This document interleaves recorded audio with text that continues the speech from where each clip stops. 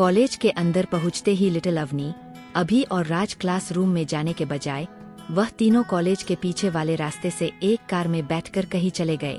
उनकी कार अभी के एक फार्म हाउस पर रुकी। कार से निकलकर वह तीनों फार्म हाउस के अंदर चले गए। फार्म हाउस के अंदर कुणाल और विनय ने एक आदमी को बांध के रखा था। उस आदमी की हालत बहुत ही खराब थी। उसके शरीर के हर अंग से पानी की तरह खून बह रहा था। तभी उस रूम का दरवाजा खुला और 3 परछाई नजर आई। उस परछाई को देखते ही कुणाल ने मुस्कुराते हुए कहा, लिटिल डेविल। उन तीनों परछाई में से एक परछाई ने अंदर आते हुए उस बंधे हुए आदमी से कहा, उम्मीद है मिस्टर ऋषि मेरे लोगों ने तुम्हारी खातिरदारी में कोई कमी नहीं रहने दी होगी। एक जानी पहचानी आवाज सुनकर ऋषि ने अपना सर हल्का सा ऊपर करके दरवाजे की तरफ देखा। रूम के अंदर आते हुए इंसान को देखकर ऋषि ने अपने कांपते होठों से कहा, लिटिल अवनी। जी हाँ, यह लिटिल अवनी है। लिटिल अवनी के चेहरे पर इस वक्त एक शैतानी मुस्कान थी। वहीं लिटिल अवनी को देखते ही कुणाल उसके के पास गया और अपना मुंह बनाते हुए उससे बोला, ओहो भोली लिटिल अवनी, उसको ऐसे मत देखो वरना बेचारा हार्ट अटैक से मर जाएगा। कि अचानक से यह बेवकूफ लिटिल अवनी एक डेविल कैसे बन गई। कुणाल के बात सुनकर लिटिल अवनी ने उसे एक किक मारते हुए कहा, अपना मनहूस मुंह बंद रखो समझे, वरना इसके साथ साथ मैं तुम्हें भी टपका दूंगी।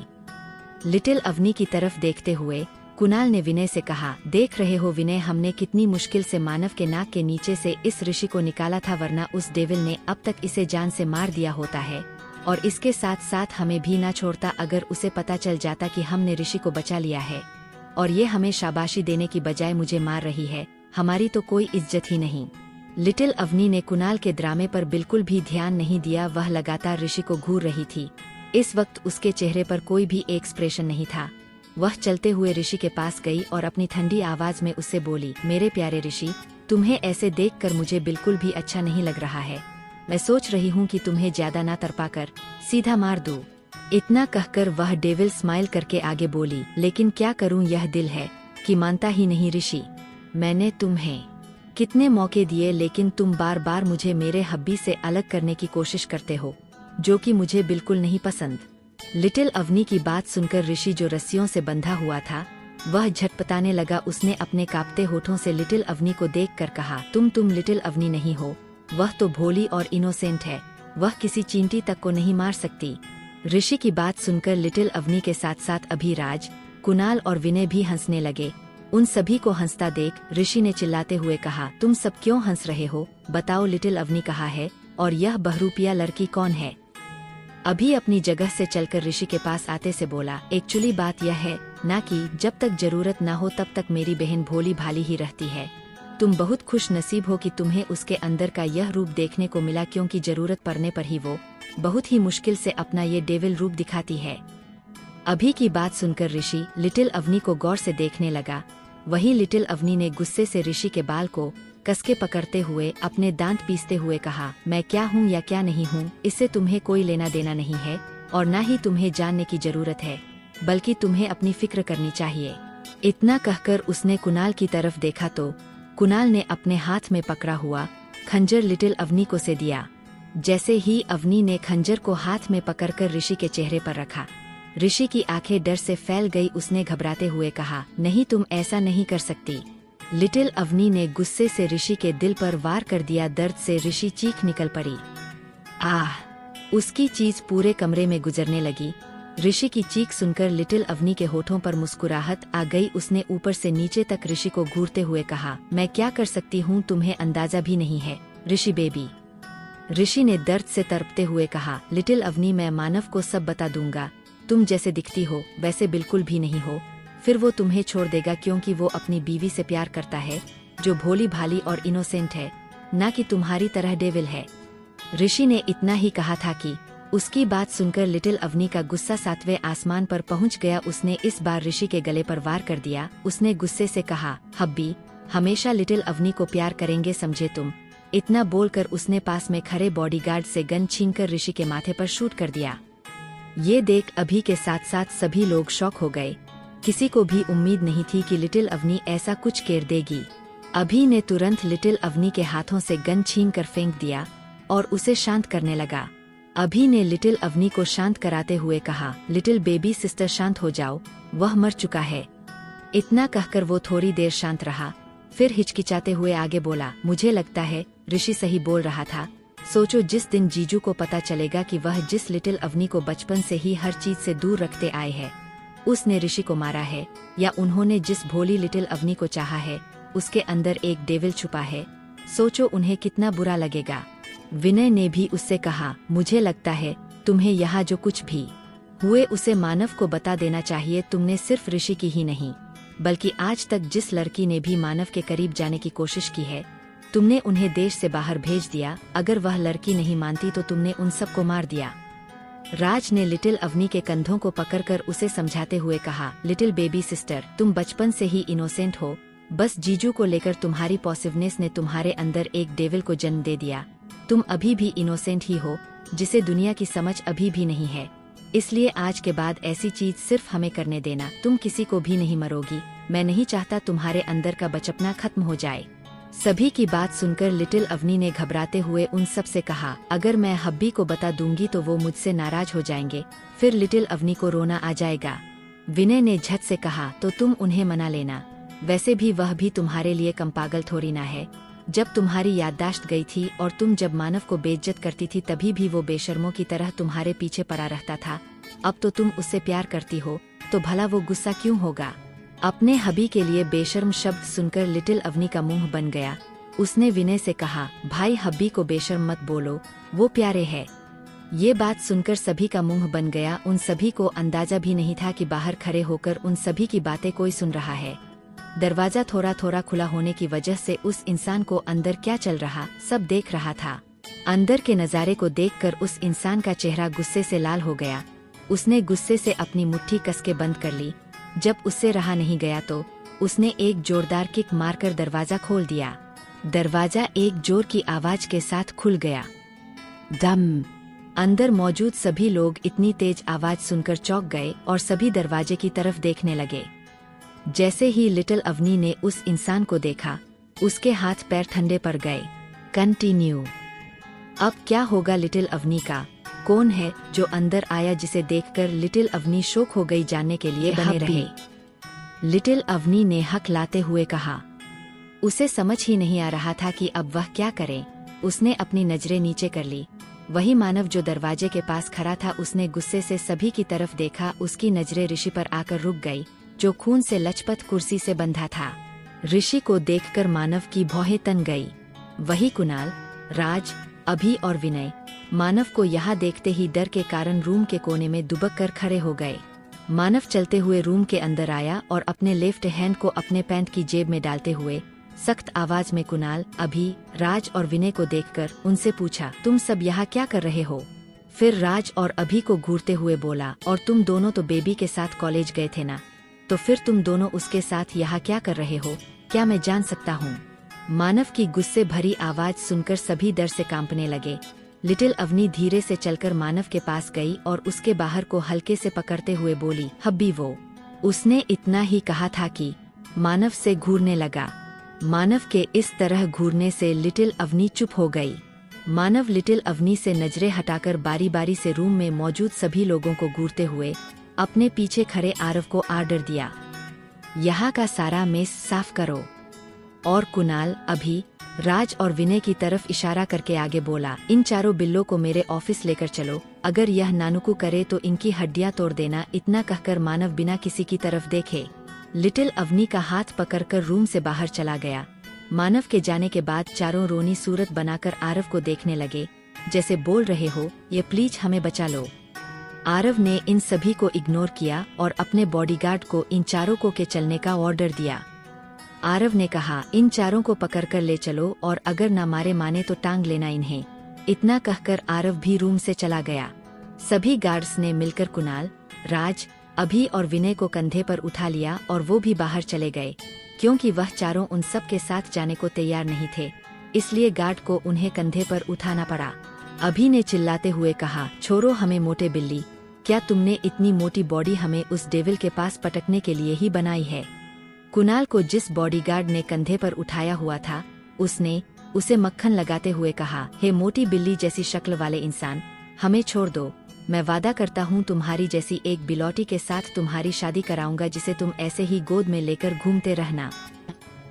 फार्म हाउस के बाहर निकलते ही मानव ने लिटिल अवनी को कार में बैठाया, फिर खुद भी बैठ गया। कार में बैठकर उसने ड्राइवर को ऑफिस चलने का इशारा किया। इससे पहले ड्राइवर कार स्टार्ट करता, उससे पहले ही लिटिल अवनी ने मासूम सा चेहरा बनाकर धीरे से मानव को देखकर कहा, हब्बी, लिटिल अवनी का बैग दूसरी कार में है, लिटिल अवनी को चाहिए। मानव ने उसकी किसी भी बातों का जवाब नहीं दिया और न ही उसकी तरफ देखा। उसने पैसेंजर सीट पर बैठे वीर को देखकर कहा, जाओ और जाकर उसे लेकर आओ। वीर समझ गया कि उसका बॉस उसे लिटिल यंग मैडम का बैग लाने को बोल रहे हैं। वो कार से निकलकर दूसरी कार में जाकर लिटिल अवनी का बैग लेकर आ गया। जैसे ही वह लिटिल अवनी को बैग देने लगा, अचानक उस बैग से कुछ अजीब सी आवाजें आने लगी जिसे सुनकर मानव की आंख छोटी हो गई। इससे पहले लिटिल अवनी बैग लेटी, मानव उसके बैग को पकड़ लिया। मानव ने उस बैग को चेक करते हुए कहा, इसमें क्या है? मानव ने जैसे ही बैग को खोला, वैसे ही एक छोटा सा सर बैग के अंदर से निकला। उसकी बरीबरी आंखें टुकुर टुकुर मानव को ही देख रही थी। आनव को लिटिल अवनी के बैग में देखकर मानव ने गुस्से से कहा, तुम इस बैग के अंदर क्या कर रहे हो?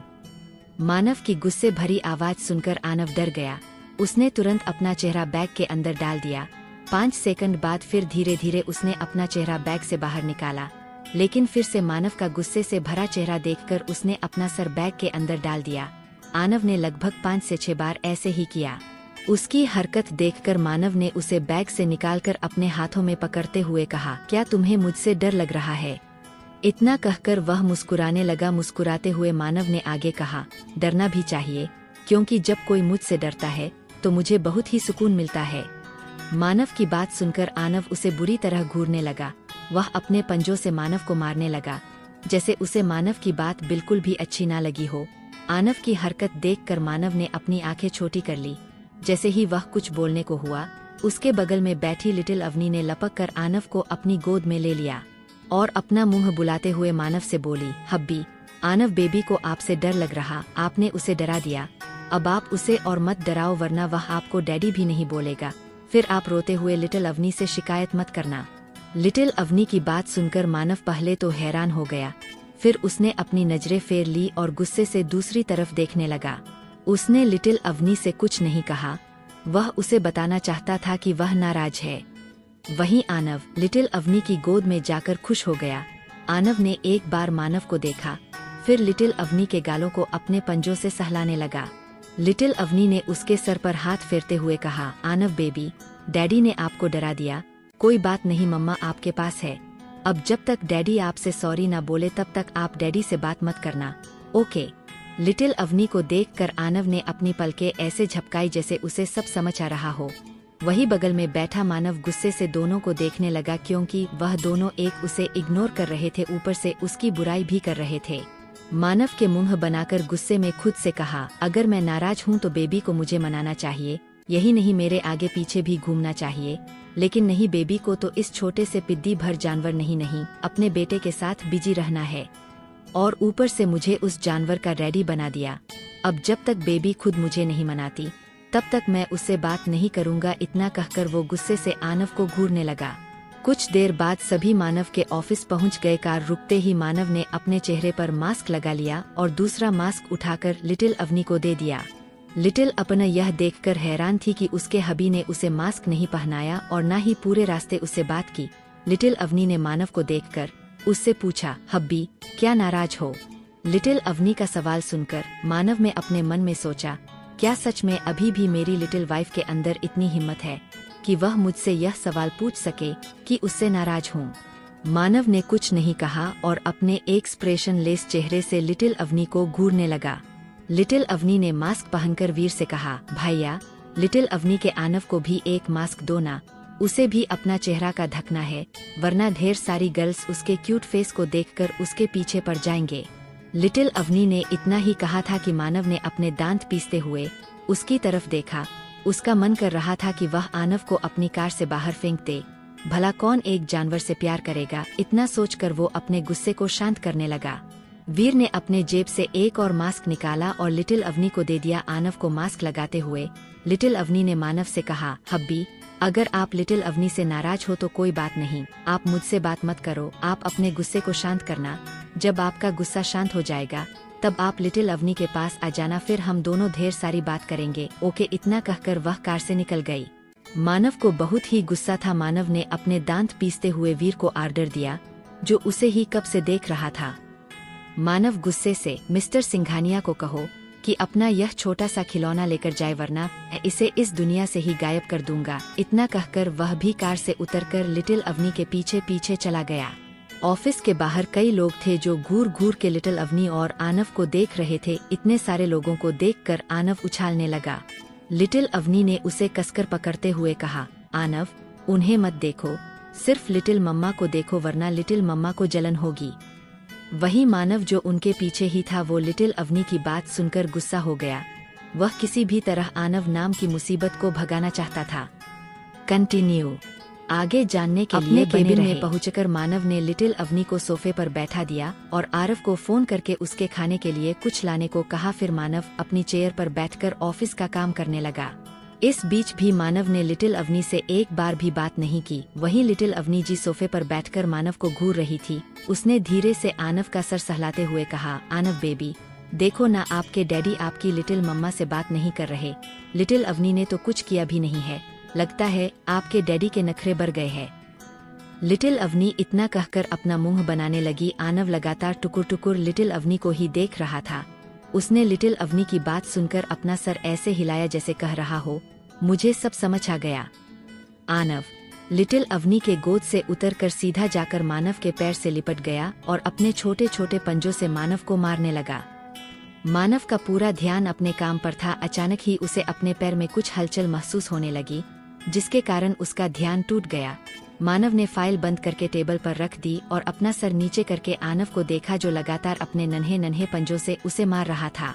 मानव ने अपने एक हाथ से आनव को उठाकर अपने सामने टेबल पर बैठा दिया। फिर उसे घूरते हुए बोला, तुम्हारी दिक्कत क्या है? क्या तुम्हें दिख नहीं रहा मैं काम कर रहा हूँ, फिर भी तुम मुझे परेशान कर रहे हो?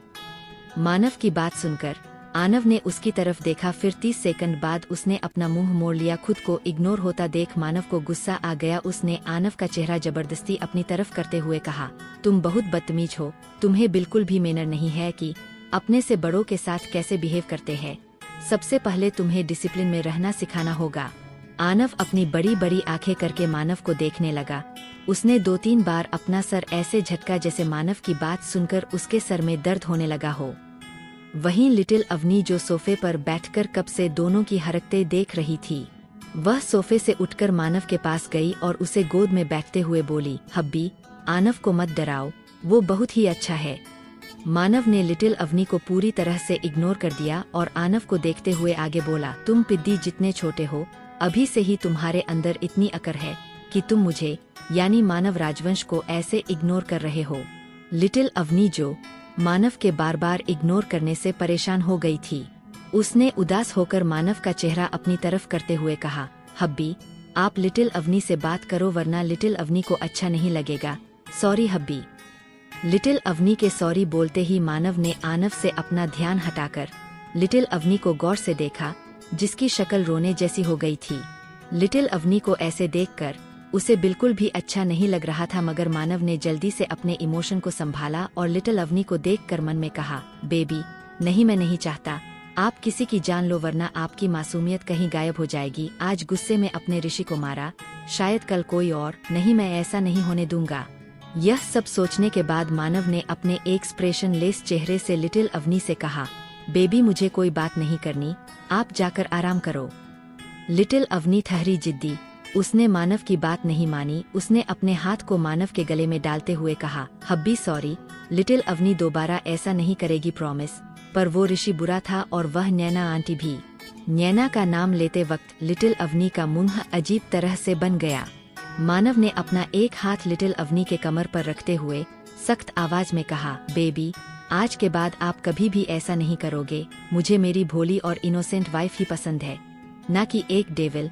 आप सिर्फ लोगों को परेशान कर सकती हो लेकिन किसी को मार नहीं सकती। लिटिल अवनी ने जल्दी जल्दी अपनी गर्दन हाँ में हिलाकर कहा, ओके हब्बी, लिटिल अवनी ऐसा ही करेगी। आज से लिटिल अवनी केवल लोगों को परेशान करेगी लेकिन उनके साथ ऋषि जैसा हाल नहीं करेगी, प्रॉमिस। लिटिल अवनी की बात खत्म होते ही मानव की भौहें तन गई। उसने आंखें छोटी करते हुए कहा, बेबी, क्या आप अभी भी किसी को परेशान करने के बारे में सोच रही हो? लिटिल अवनी ने मासूम सा चेहरा बनाकर कहा, हब्बी, आपने अभी कहा लिटिल अवनी केवल सबको परेशान कर सकती है। लिटिल अवनी अपने हब्बी की बात हमेशा मानती है, इसलिए हब्बी ने कहा है तो लिटिल अवनी जरूर लोगों को परेशान करेगी और आपका नाम रोशन करेगी, पक्का।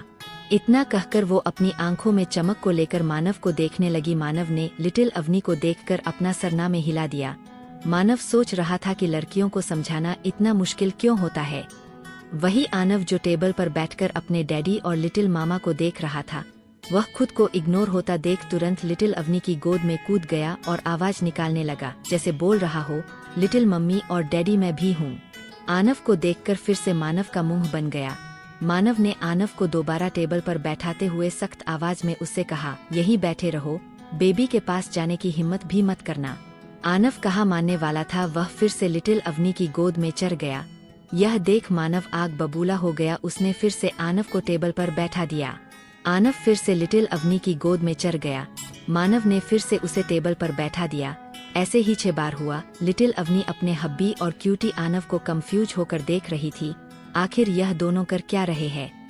मानव ने लिटिल अवनी को कसकर पकड़कर अपने सीने से लगा लिया और आनव को उसके गोद में नहीं बैठने दिया। यह देख आनव गुस्से से मानव को देखने लगा। आनव और मानव दोनों एक दूसरे को अपनी जानलेवा नजरों से घूरने लगे। वहीं दूसरी तरफ आरव ने मानव के कहे मुताबिक उन चारों को ऑफिस ले जा रहा था। कुणाल जो सो गया था, रास्ते में उसकी नींद खुल गई। उसने अंगड़ाई लेते हुए खिड़की से बाहर देखा, तभी उसे एक जाना पहचाना चेहरा नजर आया, जिसे देखकर उसकी आंखें छोटी हो गई। कुणाल ने चिल्लाते हुए कहा, अबे कार को रोक, मैं तो लुट गया। मेरी बीवी किसी और के साथ घूम रही है। पक्का उसे पता चल गया होगा कि मैं डेविल मानव के हाथों मरने वाला हूँ, इसलिए उसने अपने लिए नया पार्टनर ढूंढ लिया। हे भगवान, मेरा क्या होगा। वो अपने हाथ पैर कार की सीट पर मरने लगा।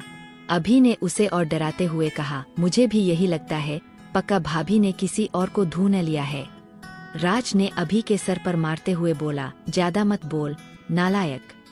रात की बात सुनकर अभी का मुंह बन गया।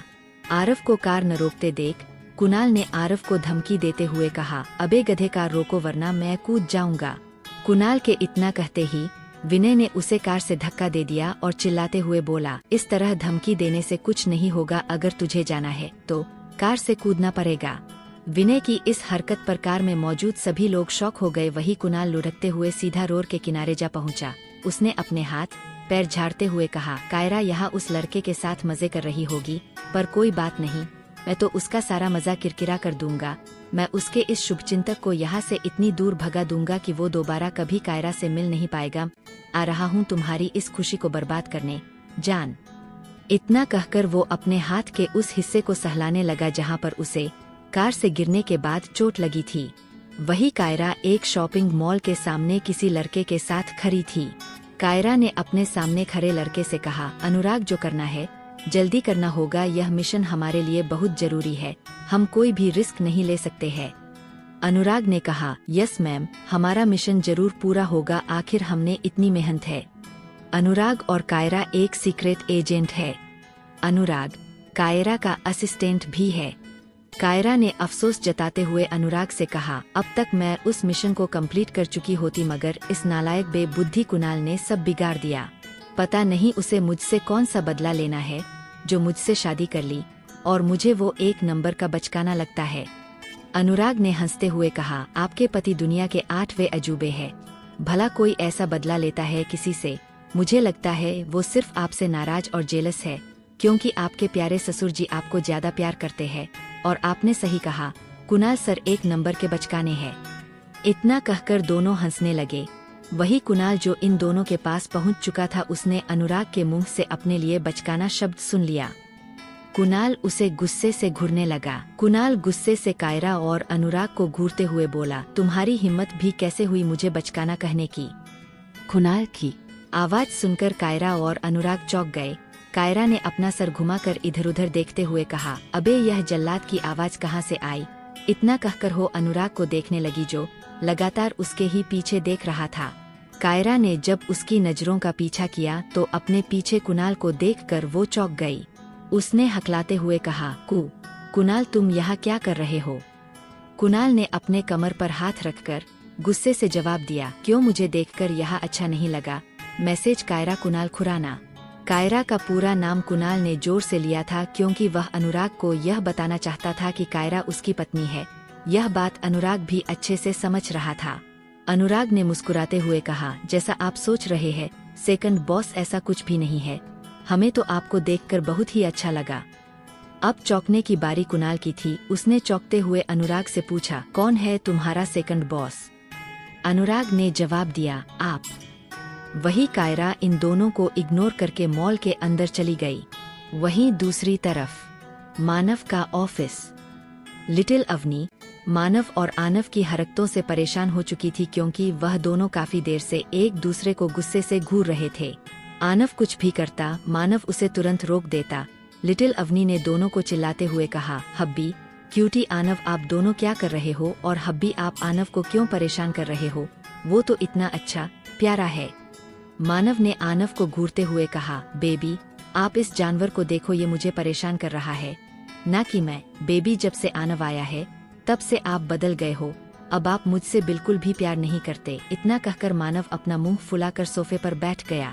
मानव ने आनव को अपनी जानलेवा नजरों से देखा, जो उसकी चेयर पर आराम से बैठा था। मानव ने बहुत कोशिश की पर आनव उसकी चेयर से उठने का नाम ही नहीं ले रहा था। बेचारे मानव को सोफे पर बैठना पड़ा। अपने सर को खिलाते हुए लिटिल अवनी ने कहा, हब्बी आप नाराज मत हो। मानव ने अपनी आंखें छोटी करते हुए कहा, ठीक है, मैं नाराज नहीं होऊंगा। पहले आपक उस जानवर को मेरी चेयर से उठाओ। यह जानवर पहले मेरी जिंदगी में कुंडली मार कर बैठा था पर मेरी चेयर पर भी कब्जा कर लिया। कल यह मेरे ऑफिस पर भी कब्जा कर लेगा। इतना कहने के बाद मानव गुस्से से भर गया। वही लिटिल अवनी मानव की बात सुनकर इमेजिन करने लगी कि आनव कंपनी के मालिक के रूप में कैसा लगेगा। उसने इमेजिन किया जब आनव किसी मीटिंग में जाएगा तो लोगों को डराकर अपने पंजों से मार मार कर ही सारी डील फाइनल कर लेगा। जब किसी फाइल पर साइन करना होगा तो वह अपने पंखों से छाप लगा देगा। आनव के आसपास ढेर सारे गार्ड होंगे जो उसे बॉस बॉस कहेंगे। यह सब इमेजिन करते हैं लिटिल अवनी मानव के बगल में बैठकर जोर जोर से हंसने लगी। उसे हंसता देख मानव की आंख छोटी हो गई। उसने गुस्से से पूछा, बेबी आप अपने हब्बी ऊपर हंस रही हो? बेबी बैड मैनर्स, आप उस सिम कार्ड को समझाने की बजाय मुझ पर हंस रहे हो। इतना कहने के बाद मानव फिर से आनव को देखने लगा, जो अपने हाथ पैर फैलाकर मानव की चेयर पर बैठा था। उसने अंगड़ाई लेकर करवट बदल ली। मानव उसकी हरकत देखकर आग बबूला हो रहा था। उसका मन कर रहा था कि वह इस पिद्दी भर जानवर को उठाकर इस बिल्डिंग से नीचे फेंक दे। ऑफिस के नीचे नैना बड़े स्टाइल से चलते हुए रिसेप्शनिस्ट के पास जाकर बोली, मुझे मानव से मिलना है, जाकर उसे बुलाओ। नैना के इस तरह बोलने से वह रिसेप्शनिस्ट चिढ़ गई। आज मानव सिंह कॉरपोरेशन आया था। वो बहुत ही कम अपनी असली कंपनी में जाता था। मानव अपने कंपनी का सारा काम यहीं से करता था और अर्जुन सिंह कॉरपोरेशन संभालता था। यह बात बाहर वालों को नहीं पता। बाहर वालों को लगता था अर्जुन इस कंपनी का वाइस प्रेसिडेंट है। रिसेप्शनिस्ट की आंखें छोटी हो गई। उसने नैनो को ऊपर से नीचे तक घूरते हुए मन में कहा, दिखने में तो चिपकली जैसी लगती है, बड़ी आई हमारे बॉस से मिलने वाली। बॉस का नाम तो ऐसे ले रही है जैसे उनकी बीवी हो। हमारी लेडी बॉस लिटिल अवनी सबसे अच्छी है। रिसेप्शनिस्ट को कुछ न बोलता देखने नैना गुस्से से बोली, जाओ जाकर मानव से बोलो मुझे उससे मिलना है। तुम मुझे जानती नहीं हो, मैं लिटिल अवनी की दोस्त हूँ। अगर उसे पता चला तो वह मानव से कहकर तुम्हें नौकरी से निकलवा देगी। मन मार कर उस रिसेप्शनिस्ट ने नैना की बात मान ली और आरव को कॉल करके बताया कि बॉस से मिलने नैना आई है। आरव ने सख्त आवाज में रिसेप्शनिस्ट से कहा, नैना को ऊपर मत आने देना। इतना कहकर उसने फोन काट दिया। जैसे ही फोन रखकर रिसेप्शनिस्ट ने नैना की तरफ देखा, वो हैरान हो गई क्योंकि नैना वहाँ पर नहीं थी। नैना अपना टाइम वेस्ट नहीं करना चाहती थी, इसलिए वह बिना देरी के किए लिफ्ट से मानव के कैबिन की तरफ चली गई।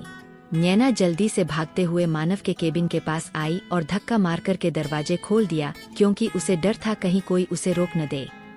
केबिन के अंदर मानव जो लिटिल अवनी को किस करने वाला था, वो डोर खुलने की आवाज सुनकर रुक गया और गुस्से से दरवाजे की तरफ देखने लगा। वहीं नैना शॉक होकर लिटिल अवनी और मानव को देखने लगी। नैना को वहां देखकर मानव के चेहरे पर डेविल स्माइल आ गई। उसने नैना को इग्नोर किया और लिटिल अवनी को किस करने लगा। लिटिल अवनी को तो हमेशा से ही मानव को किस करना पसंद है, इसीलिए वो भी मानव को किस करने लगी। वक्त के साथ साथ उसकी किस और भी ज्यादा पैशनेट और डीप हो गई। कोई और भी था जिसने नैना को देखा। वह और कोई नहीं आनव था, जो मानव की चेयर पर मजे से उछल रहा था। दरवाजा खुलते ही उसने नैना की तरफ मुड़ के देखा। आनव जल्दी से सीओ की चेयर से उतर गया। वह चुपके चलते हुए नैना के पास गया। नैना के पास पहुंचकर पहले उसने नैना के 4-5 चक्कर लगाए।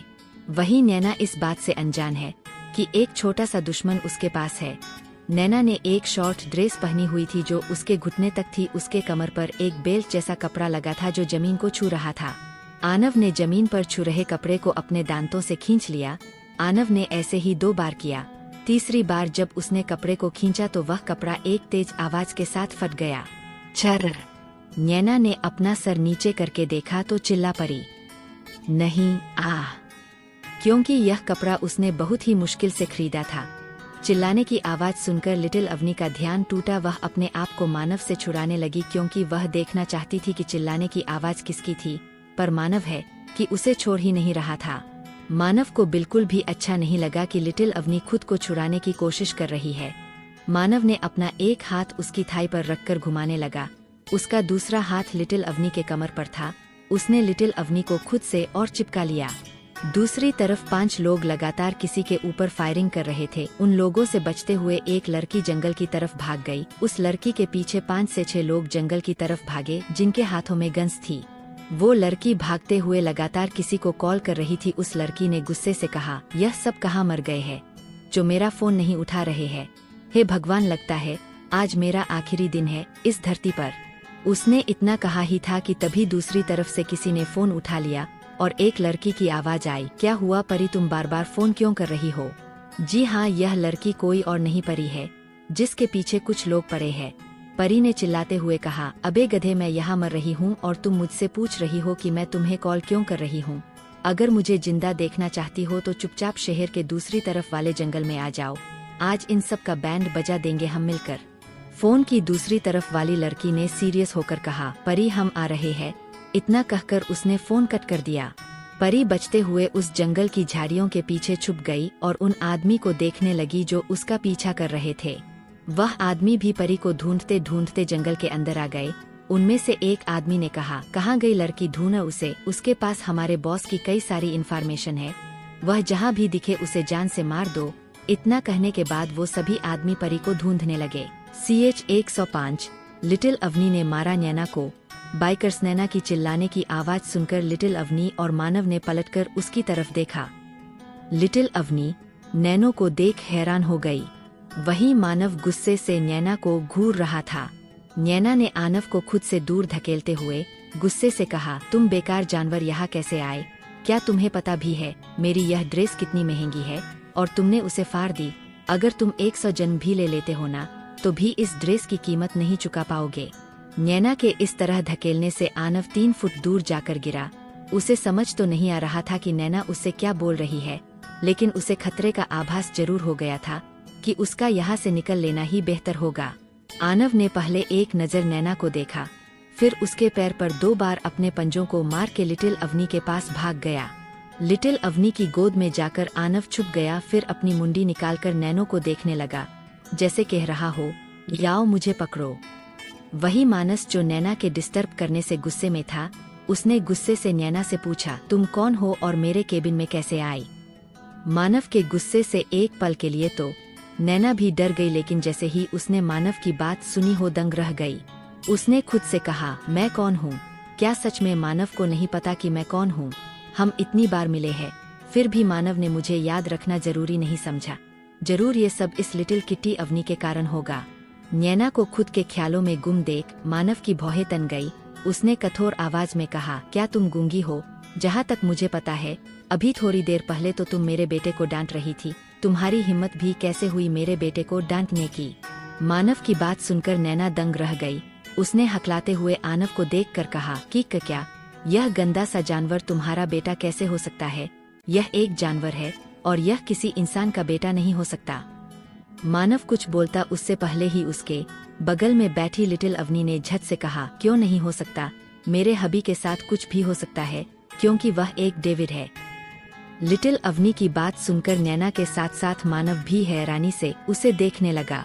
मानव ने अपनी आंखें छोटी करके लिटिल अवनी को देखकर मन में कहा, बेबी के कहने का मतलब क्या है कि मैं भी एक जानवर हूँ जो दूसरे जानवर को पैदा कर सकता है।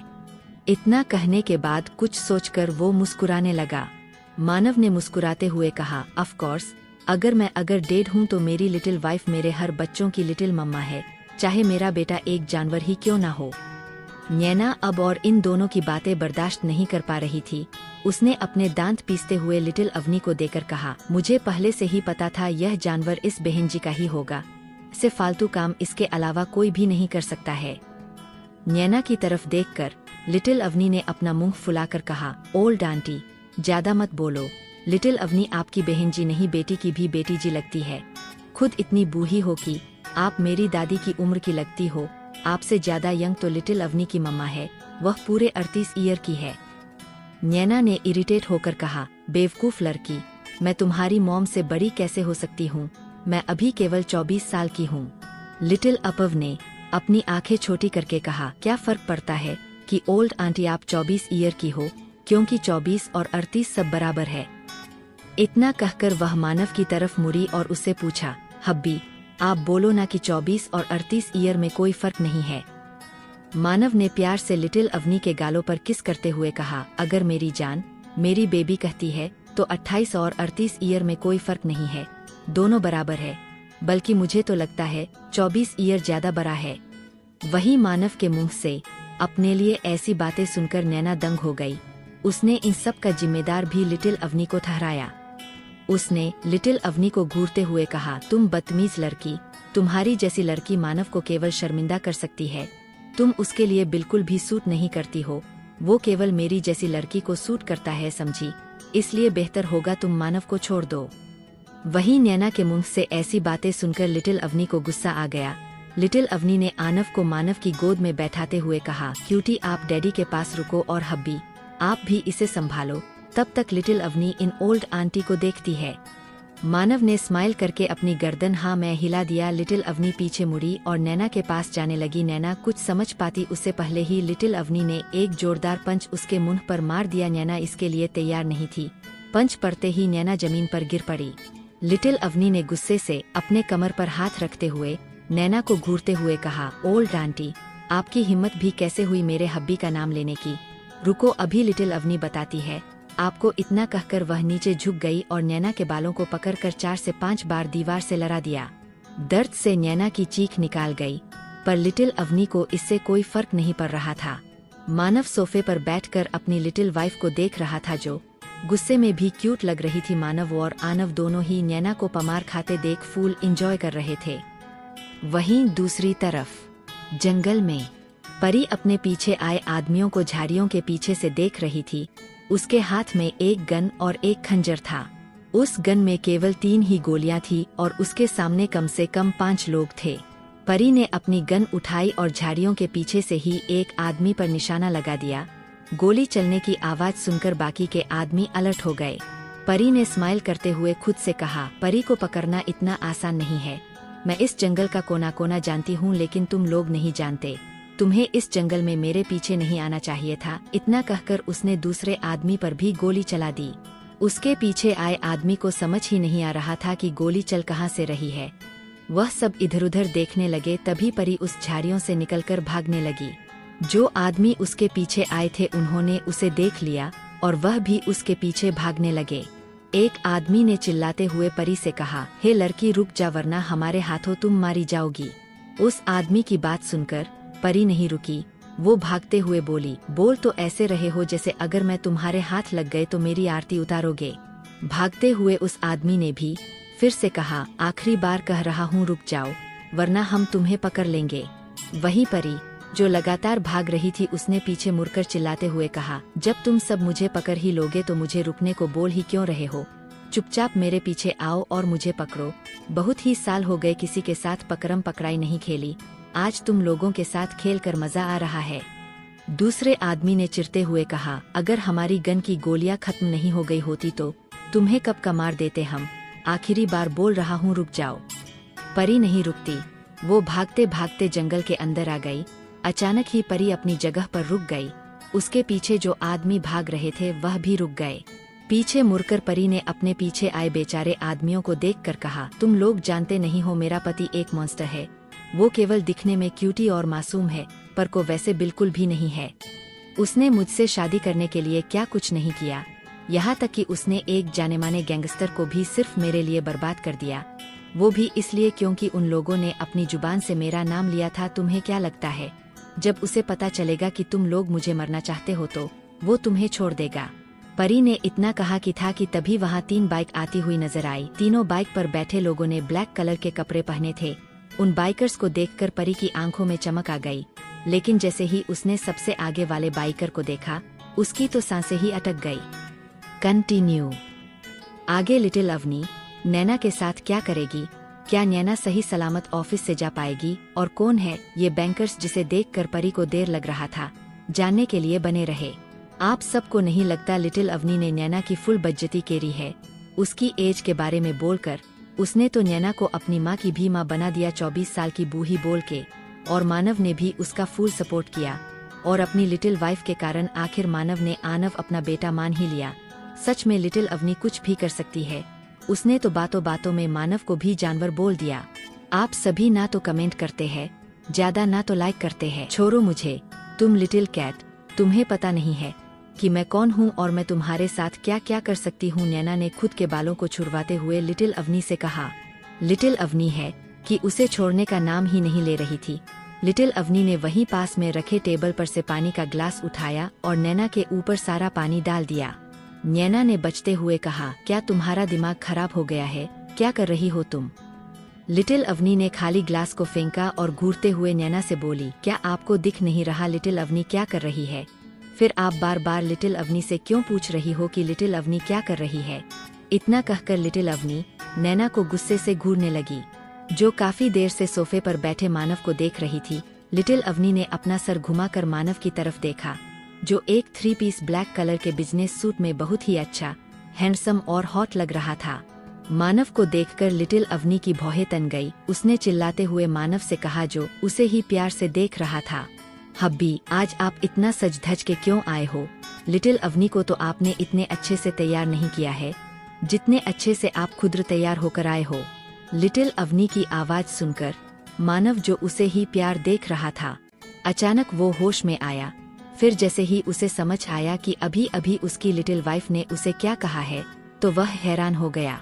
मानव ने अपनी आंखें हैरानी से बड़ी बड़ी करके लिटिल अवनी से कहा, बेबी आप क्या बोल रहे हो? मैंने तो आपको बहुत ही अच्छे से तैयार किया था। मानव की बात सुनकर लिटिल अवनी ने नैना की तरफ इशारा करके कहा, हब्बी अगर आपने लिटिल अवनी को सबसे अच्छे से तैयार किया था तो ये ओल्ड आंटी मुझे देखने के बजाय आपको क्यों देख रही है? बोलो बोलो।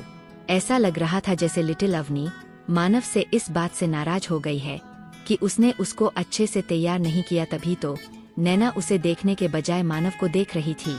मानव ने अपना गला साफ करते हुए पहले इधर उधर देखा, फिर अपने मन में बोला, क्या बेबी को समझ नहीं आ रहा कि नैना मुझे क्यों घूर रही है?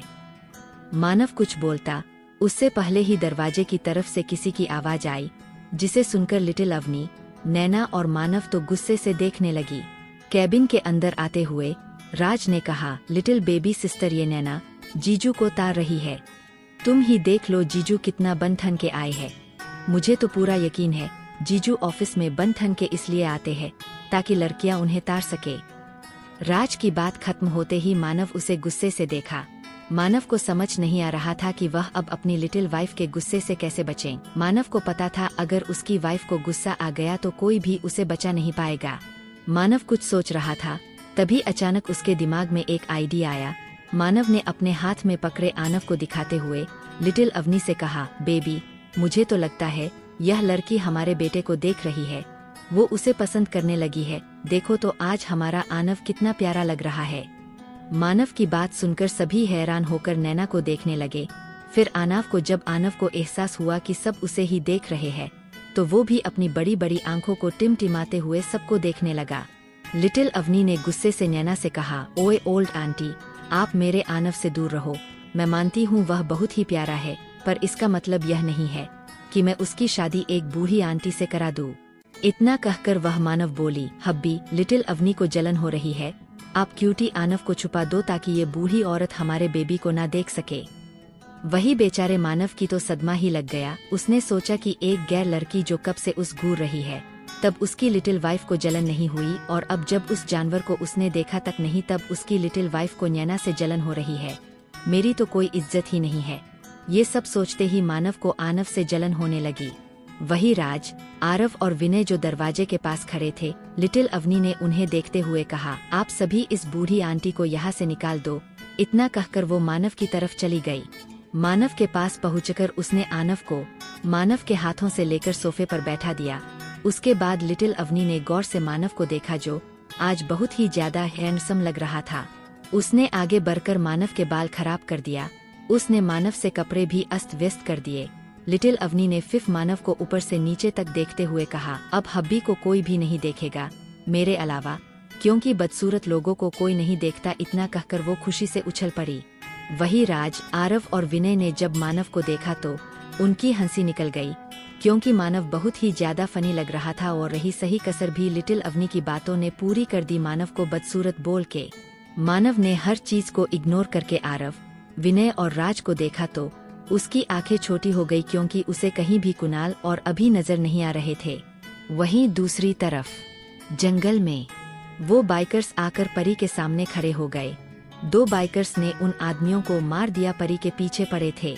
सबसे आगे बाइकर ने परी का हाथ पकड़ा और अपनी बाइक पर बैठा कर वहां से चला गया। उसने अपनी बाइक एक छोटे से घर के सामने जाकर रोकी और परी को लेकर घर के अंदर चला गया। अंदर जाकर उसने परी को सोफे पर पटक दिया। वहीं वपरी ने डरते हुए अपने सामने खड़े इंसान को देखा तो उसने डरते हुए कहा, अभी? जी हाँ, यह आदमी कोई और नहीं बल्कि अभी ही है। अभी ने अपने चेहरे से मास्क निकालकर परी को गुस्से से देखा। उसकी आंखें गुस्से से लाल थी। उसने अपने दांत पीसते हुए परी से कहा, परी ये सब क्या है? परी, तुम्हारी हिम्मत भी कैसे हुई खुद को मुसीबत में डालने की? क्या मैंने तुमसे यह नहीं कहा था कि तुम्हारी जिंदगी तुम्हारी नहीं बल्कि मेरी है? तुमने मेरी जिंदगी को खतरे में डालकर अच्छा नहीं किया, इसकी सजा तो तुम्हें मिलेगी। इतना कहकर उसने परी के बाजू को कस के पकड़ लिया। अभी का ये रूप देखकर परी डर गई, क्योंकि आज तक अभी ने कभी उसके साथ ऐसा भी बिहेव नहीं किया था। अभी हमेशा उसके साथ बच्चे जैसे बिहेव ही करता था। परी ने करहाते हुए कहा, अभी मुझे दर्द हो रहा है, प्लीज छोड़ दो। अभी ने अपनी पकड़ उस पर और करते हुए कहा, और मेरे दर्द का क्या? अगर तुम्हें कुछ हो जाता तो मेरा क्या होता? लगता है मैंने तुम्हारे साथ कुछ ज्यादा ही अच्छी बिहेव किया है, तभी तो तुमने मुझे यानी अभी सिंह को हल्के में ले लिया। परी को अब अभी से डर लगने लगा था। उसने खुद को छुड़वाते हुए गुस्से से कहा, अभी तुम मेरे बारे में कुछ नहीं जानते हो। और उसकी बात को बीच में ही काटते हुए अभी ने उससे कहा, यही ना कि तुम एक सीक्रेट एजेंट हो और तुम्हें ब्लैक टाइगर के गैरकानूनी धंधा का पता लगाने के लिए चुना गया है। I am right sweet heart. इतना कहकर अभी मुस्कुराने लगा। उसकी बात सुनकर परी हैरान हो गई। उसने अभी से पूछा, आपको कैसे पता? अभी ने परी के बालों को कसकर पकड़कर उसका चेहरा अपने करीब करते हुए कहा, मैं सब पता है, और हाँ, आज के बाद कभी भी खुद को खतरे में मत डालना, वरना मुझसे बुरा कोई नहीं होगा। मैं तुमसे प्यार करता हूँ, इसीलिए तुम्हारी फिक्र है मुझे। अभी के इस तरह बाल पकड़ने से परी की आह निकल गई। आह! उसने दर्द से सुबकते हुए अभी से कहा, अभी मुझे छोड़ो, मुझे दर्द हो रहा है, प्लीज छोड़ दो। वहीं अभी ये सोच रहा था कि जब उसे यह पता चला था कि ब्लैक टाइगर के आदमी परी के पीछे पड़े हैं, तो वो कितना ज्यादा डर गया था, ये केवल वही जानता है। उसके दिमाग में तो जैसे काम करना ही बंद कर दिया था। उसने पहली बार अपनी जिंदगी में किसी से प्यार किया और उसकी जान खतरे में है। यह जानकर उस पर क्या बीती थी, शायद यह परी कभी नहीं समझ सकती। अभी ने गुस्से से कहा, परी सच सच बताना, क्या तुमने मुझसे प्यार किया है? अभी का सवाल सुनकर परी अपनी नजरें चुराने लगी। यह देख अभी के चेहरे पर एक दर्द भरी मुस्कान आ गई। उसने फिर से पूछा, बोलो परी। परी ने अपने हाथों की मिट्टी कसते हुए कहा, नहीं, कभी नहीं। तुम ही थे जो मेरे पीछे आए थे और मुझसे शादी की। मुझे बस मेरा मिशन कंप्लीट करना था। जब मुझे यह पता चला कि ब्लैक टाइगर सालों से तुम्हारी बहन के पीछे पड़ा है, तो मुझे लगा अगर मैं किसी तरह तुम लोगों के आसपास रहूंगी तो मुझे ब्लैक टाइगर के बारे में पता चल जाएगा। बस इसीलिए मैंने। इतना कहकर परी चुप हो गई। परी की बात को पूरा करते हुए अभी ने दांत पीसते हुए कहा, बस इसीलिए तुमने मुझसे शादी कर ली, या फिर मेरे प्यार को देखकर रहम खा लिया तुमने? ना जान, इतना कहकर वो पागलों की तरह हंसने लगा।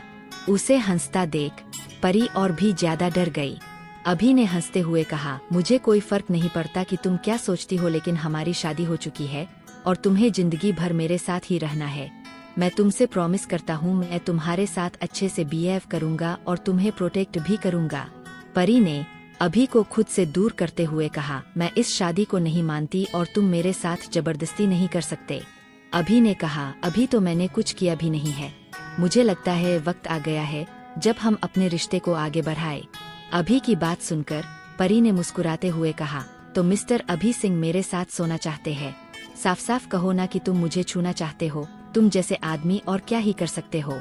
परी की यह बात सीधा अभी के दिल में जाकर लगी। यह बात उसके दिल पर गहरी छाप छोड़ गई, या यूं कहे कि परी की ये बात अभी के अंदर घर कर गई। उसने जिस लड़की को चाहा वो उसके बारे में यह सब सोचती है। यह सोचते ही अभी का गुस्सा 7वें आसमान पर पहुंच गया। अभी ने परी के जबड़े को घुसकर पकड़ते हुए गुस्से से कहा, तुम्हें क्या लगता है मुझे शौक है तुम्हें छूने का? चलो ठीक है, मैं तुम्हें अब नहीं छूऊंगा और ना ही तुम्हारे करीब आऊंगा। वो तुम ही होगी जो मेरे करीब आना चाहोगी। इतना कहकर उसने परी को खुद से दूर कर किया और गुस्से से घर के बाहर चला गया। परी ने अभी को इग्नोर किया और खुद से बोली, पता नहीं मेरे लोग जंगल गए होंगे और मुझे वहां न पाकर मुझे कहाँ ढूंढ रहे होंगे। आगे अभी क्या करेगा परी के साथ, और कौन है परी के साथ ही? क्या परी की ऐसी बातें सुनकर अभी हो जाएगा परी से दूर मानव? अभी और कुणाल को वहां न देख क्या करेगा? आखिर अभी कैसे पहुंचा परी के पास? क्या नैना अपनी बेइज्जती भूल जाएगी या वो लेगी इसका लिटिल अवनी से बदला? स्टोरी में खा होगा जानने के लिए बने रहे।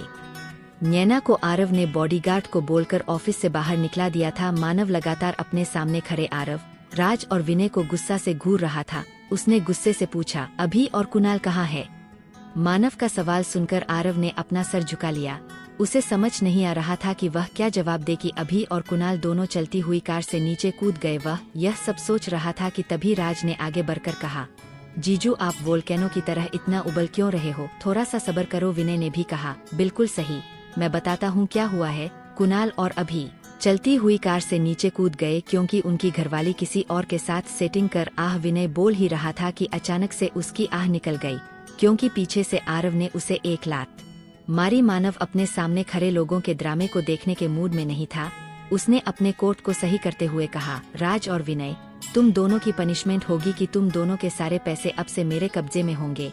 अगर तुम्हें पैसे चाहिए तो मेरे पास आओ, मुझे सही रीजन बताओ ताकि मैं तुम्हें पैसे दे सकूं। और हाँ, अगले 1 हफ्ते तक तुम दोनों अभी और कुणाल के साथ पूरे सिंह विला की सफाई करोगे। मैंने सोचा है कि क्यों ना मैं सर्वेंट को कुछ दिन के लिए छुट्टी दे दूं, बेचारे कितना काम करते रहते हैं। मानव की बात सुनकर राज और विनय का मुंह देखने लायक हो गया था।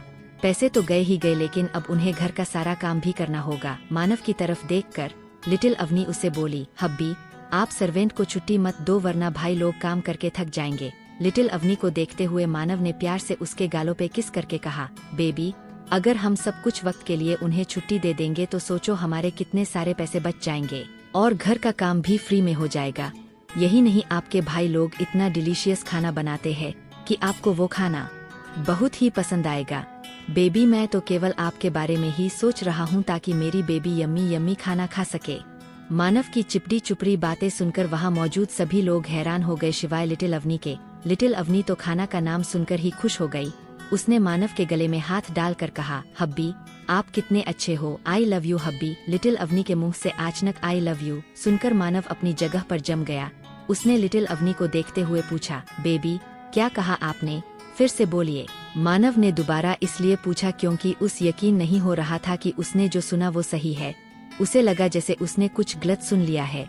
लिटिल अवनी ने कहा, हब्बी आई लव यू। मानव के पेट में तो तितलियां उड़ने लगी। आई लव यू सुनकर उसके कान लाल हो गए थे। मानव को शर्माता देख आरव, राज और विनय शॉक हो गए। उन्होंने कभी नहीं सोचा था कि वह कभी भी इस डेविल को शर्माता हुआ देखेंगे। मानव ने फिर से कहा, baby please again please baby बोलो ना। लिटिल अवनी बोली, हब्बी आई लव यू। मानव फिर से बोला, बेबी एक बार और बोलो ना। लिटिल अवनी ने इस बार कुछ नहीं कहा बल्कि अपनी बड़ी बड़ी आंखों से मानव को घूरने लगी। मानव ने लिटिल अवनी को कुछ न बोलता देख फिर से कहा, बेबी अगेन। लिटिल अवनी ने कंफ्यूज होकर कहा, हब्बी आप बार बार लिटिल अवनी को बोलने को क्यों कह रहे हो? बोलते बोलते लिटिल अवनी का मुंह दर्द होने लगा। लिटिल अवनी अब खाना कैसे खाएगी? बोलो बोलो। मानव ने लिटिल अवनी के गालों को सहलाते हुए कहा, बेबी मैं हूँ ना, मैं आपको अच्छे से खाना खिला दूंगा। अपने सामने एक लवी डवी कपल को देखकर आरव, राज और विनय का मुंह बन गया। आरव ने मानव को याद दिलाते हुए कहा, बॉस बस 10 मिनट बाद आपकी एक मीटिंग है मिस्टर के साथ। आरव के बीच में डिस्टर्ब करने से मानव उसे गुस्से से घूरने लगा। उसने गुस्से से कहा, ठीक है तुम चलो मैं आता हूँ। इतना कहकर उसने लिटिल अवनी से प्यार से कहा, बेबी हब्बी को कुछ काम है, जब तक आप ऑफिस घूम लो। लिटिल अवनी ने एक आज्ञाकारी बच्चे की तरह अपना सिर हाँ में हिलाकर कहा, ओके हब्बी। पर लिटिल अवनी कितनी आज्ञाकारी है वह तो वही जाने। मानव आरव के साथ मीटिंग रूम की तरफ चला गया। मानव के जाते ही लिटिल अवनी ने आनव को गोद में उठाया और केबिन के दरवाजे से अपना सर निकालकर बाहर देखने लगी। वही मीटिंग रूम में पहुंचते ही मानव का चेहरा सख्त हो गया। उसका ओरा बहुत ही खतरनाक लग रहा था। उसे देखकर कोई नहीं कह सकता था कि यह वही मानव है जो थोड़ी देर पहले मुस्कुराते हुए लिटिल अवनी से बात कर रहा था। मीटिंग रूम में मिस्टर, उनके पीए और एक लड़की मौजूद थे। उस लड़की ने शॉर्ट ड्रेस पहनी हुई थी और उसके चेहरे पर ढेर सारा मेकअप लगा था। मानव को देखकर उस लड़की का चेहरा चमकने लगा। हालांकि मानव ने मास्क लगाया था जिसके कारण उसका चेहरा नहीं दिख रहा था, पर फिर भी उसकी आंखें और उसकी पर्सनैलिटी देखकर कोई भी कह सकता था कि मास्क के पीछे का चेहरा बहुत ही हैंडसम होगा। मानव के आते ही मिस्टर अपनी जगह से खड़े होकर अपने हाथ आगे करके बोले, हेलो मिस्टर सिंह आपसे मिल। वो इतना ही बोल पाए क्योंकि मानव उन्हें इग्नोर करके सीधा जाकर अपनी है वाली पर बैठ गया। मिस्टर को लगा मानव उनकी इंसल्ट कर रहा है। यह सोचकर ही उन्हें मानव पर गुस्सा आने लगा, पर वो कुछ नहीं कर सकते थे। अपने चेहरे पर झूठी लिए वह वापस अपनी चेयर पर बैठ गए। इस ऑकवर्ड सिचुएशन को संभालने के लिए आरव ने सभी को देखते हुए कहा, सॉरी वह एक्चुअली बात यह है न कि बॉस को बाहरी लोगों से हाथ मिलाना पसंद नहीं है, इसलिए प्लीज आप सब बुरा मत मारिएगा। इतना कहकर आरव ने सीरियस होकर कहा, चलिए मीटिंग स्टार्ट करते हैं। इतना कहकर आरव मानव के राइट साइड खड़ा हो गया। मीटिंग लगभग 1 घंटे तक चलती रही। इसी बीच वो लड़की लगातार मानव को ही घूर रही थी। किसी ने भी ध्यान नहीं दिया कि मीटिंग के बीच दरवाजा खोलकर उसमें से 2 सिर अंदर झांक रहे थे। यह सर किसी और का नहीं बल्कि लिटिल अवनी और आनव थे। विनय और राज के केमना करने के बावजूद लिटिल अवनी आनव को लेकर मीटिंग में आ गई और टेबल के नीचे घुस गई। मीटिंग में मौजूद टेबल बहुल ही थे बड़ा था। धीरे धीरे पैरों के बल चलते हुए लिटिल अवनी ने आनव से कहा, बेबी आनव हमें डैडी के पास जाना है, चलो लेते हैं। वहीं आनव जो लिटिल अवनी की नकल उतार के उसकी ही तरह जमीन पर लेट के धीरे धीरे चल रहा था।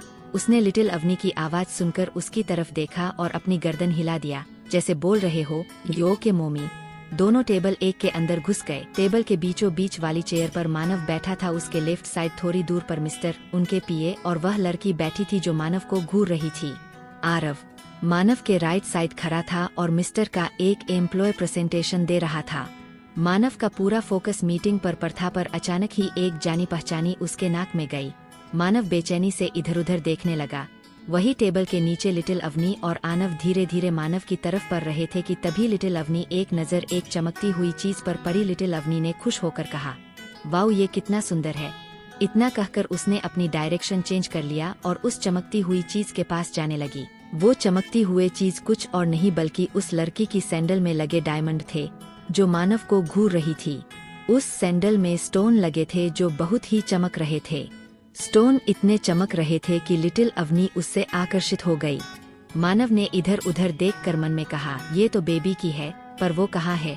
उसने इतना कहा ही था कि उसे अपने पैरों के पास कुछ हलचल महसूस हुई। उसने अपना सर झुका कर देखा तो उसकी आंखें छोटी हो गई क्योंकि आनव चोरों की तरह धीरे धीरे चलते हुए उसके पैर से लिपट गया और मानव को अपनी बड़ी बड़ी आंखों से देखने लगा जैसे बोल रहा हो, डैडी मैंने आपको ढूंढ लिया। आनव को यहाँ देखते ही मानव समझ गया कि उसकी शरारती लिटिल अवनी भी यही कही होगी। सबकी नजर से बचकर मानव नीचे झुका और उसने आनव से पूछा, बेबी कहाँ है?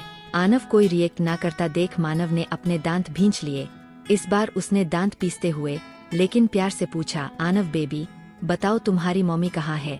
ऐसा लग रहा था जैसे आखिरकार आनव उसकी बात समझ ही गया। उसने अपनी गर्दन लेफ्ट साइड करके देखा। उसकी नजरों का पीछा करते हुए मानव देखा तो अपने सामने का नजारा देख मानव की आंखें बड़ी हो गई क्योंकि लिटिल अवनी ने उस लड़की के सैंडल के सभी चमकते हुए स्टोन को निकाल लिया और अब वो उस लड़की के पर में अपने जेब से मारकर निकालकर डोरेमोन, कछुआ और पता नहीं क्या क्या बना रही थी। वही उस लड़की को कोई खबर ही नहीं थी कि उसके साथ क्या हो रहा है। वह तो बस मानव को ही देख रही थी।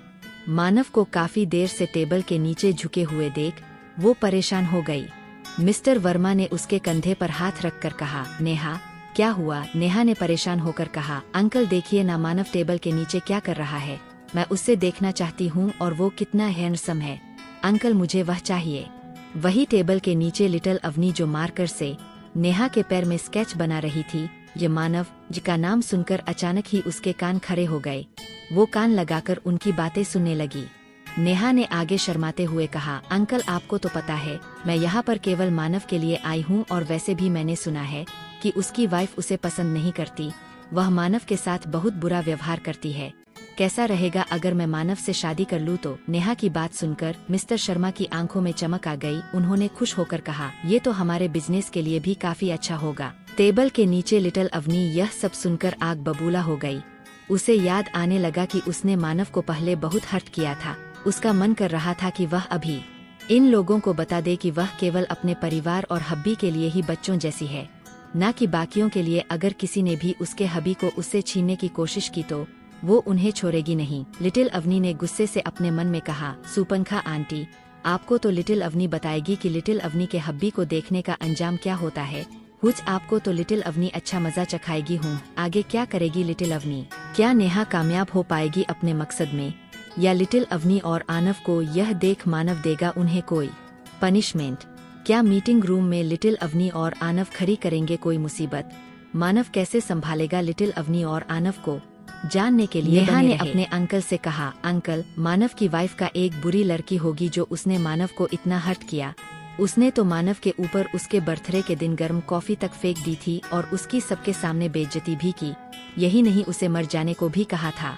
मिस्टर ने नेहा को शांत कराते हुए कहा, मानव उस लड़की से शायद बहुत प्यार करता है और वह पुरानी बातें हैं। मैंने सुना है कि वह लड़की अब बदल गई है। वह बचपन से ही मानव को पसंद करती थी, पर एक एक्सीडेंट में अपनी याददाश्त खोने के बाद वह मानव को अपना दुश्मन समझने लगी, इसलिए उसने मानव के साथ यह सब किया था। नेहा ने नफरत से कहा, मैं तो कहती हूँ उस लड़की को मर जाना चाहिए। वह मरना डिजर्व करती है।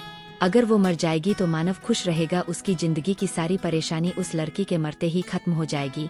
उस लड़की के कारण मानव अपनी जिंदगी कभी खुलकर नहीं जी पाया।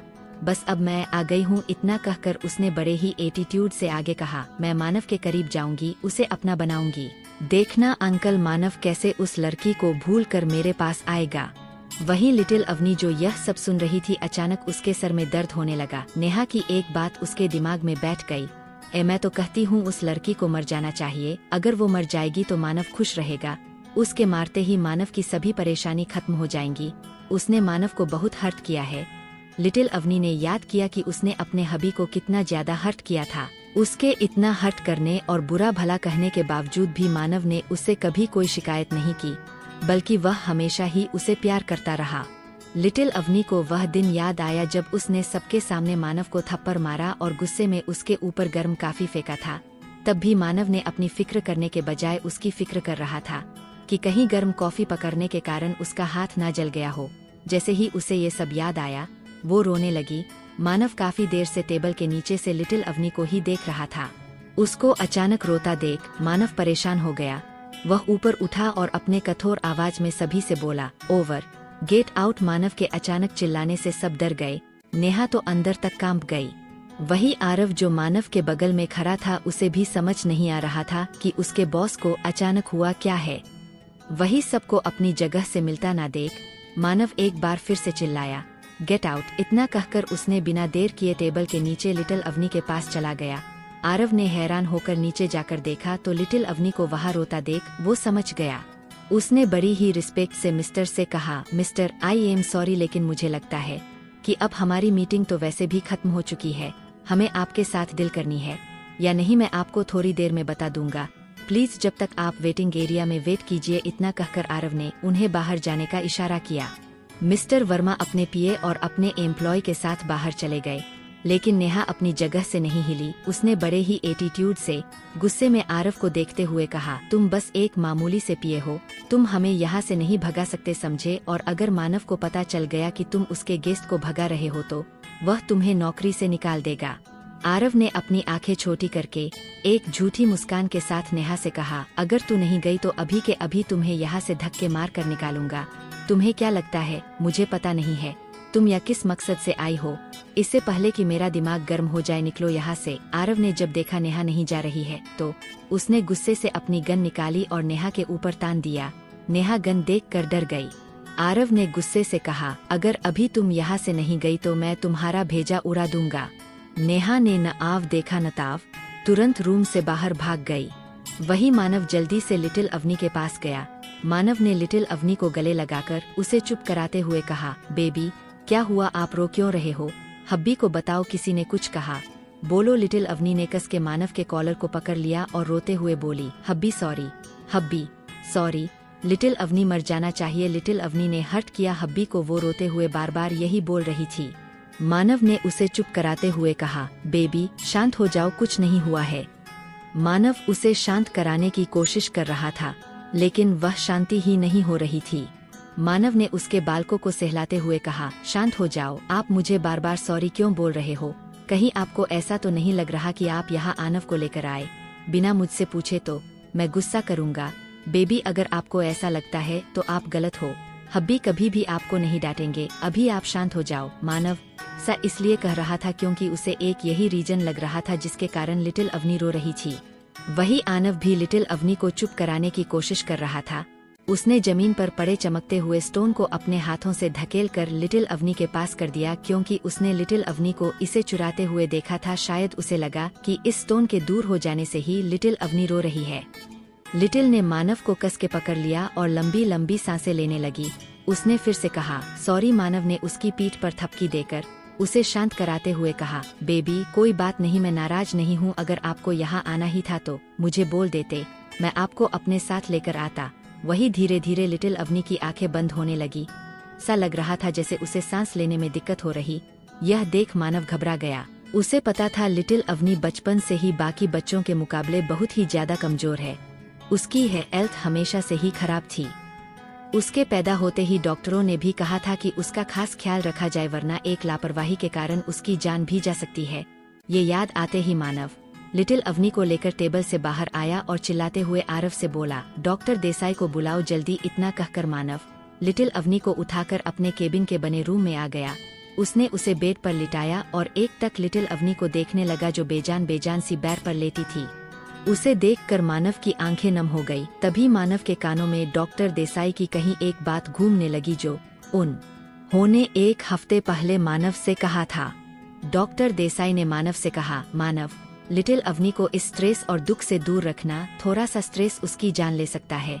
लिटिल अवनी एक प्रीमेच्योर बेबी रही है, उसके कारण वह पैदाइशी कमजोर है और उसके शरीर में इतने लंबे समय से ड्रग्स मौजूद होने के कारण उसका दिमाग पहले के मुकाबले और कमजोर हो गया। और इतना कहकर डॉक्टर देसाई हिचकिचाने लगे तो मानव ने उनसे गुस्से से पूछा, और क्या बोलिए? एक लंबी सांस लेकर वो बोले, मैं तुम्हें झूठी उम्मीद नहीं दूंगा। तुम भी अच्छे से जानते हो मिसेस सिंह ने लिटिल अवनी को जन्म दिया तब कितने सारे कॉम्प्लिकेशंस थे और उस समय मिसेस सिंह का एक्सीडेंट भी हुआ था। लिटिल अवनी जैसे बच्चों का जीवन ज्यादा बड़ा नहीं होता। मैं तो अभी भी हैरान हूँ कि वह अभी तक ठीक कैसे है। ऐसे बच्चे केवल 100% में से 10% ही है जो लंबे समय तक जीवित रहते हैं। शायद लिटिल अवनी भी उनमें से एक है। डॉक्टर देसाई की बात सुनकर मानव आग बबूला हो गया। उसने चिल्लाते हुए कहा, बस बहुत हुआ। ए बॉस, डॉक्टर देसाई आ गए। अचानक ही आरव की आवाज सुनकर मानव अपने सोच से बाहर आया। डॉक्टर देसाई अंदर आए और उन्होंने लिटिल अवनी को चेक किया। लिटिल अवनी को चेक करते हुए उनके चेहरे पर परेशानी साफ नजर आ रही थी। कुछ देर चेक करने के बाद उन्होंने मानव को देखते हुए कहा, मानव क्या लिटिल अवनी ने कोई फिजिकल वर्क किया है या उसने अपने दिमाग पर ज्यादा जोर दिया है? उसे पैनिक अटैक भी आया है? मानव ने तुरंत जवाब दिया, नहीं। डॉक्टर देसाई ने अपनी आंखें छोटी करके कहा, क्या तुम सच कह रहे हो? मानव ने चिढ़कर जवाब दिया, मैं सच कह रहा हूँ। मुझे हमेशा डर लगा रहता है कि वह चलने से भी कहीं थक ना जाए, इसलिए मैं उसे कभी चलने भी नहीं देता। ज्यादातर समय उसे अपनी गोद में ही रखता हूँ। यही नहीं, मैं तो उसके करीब भी नहीं जाता हूँ, सिर्फ लिप किस से ही काम चला लेता हूँ। जब भी वह मेरे करीब आती है या फिर मुझे सिड्यूस करने की कोशिश करती है, मैं खुद को कंट्रोल करके हमेशा उससे दूर हो जाता हूँ। मानव ने यह सब एक ही सांस में बोल डाला था।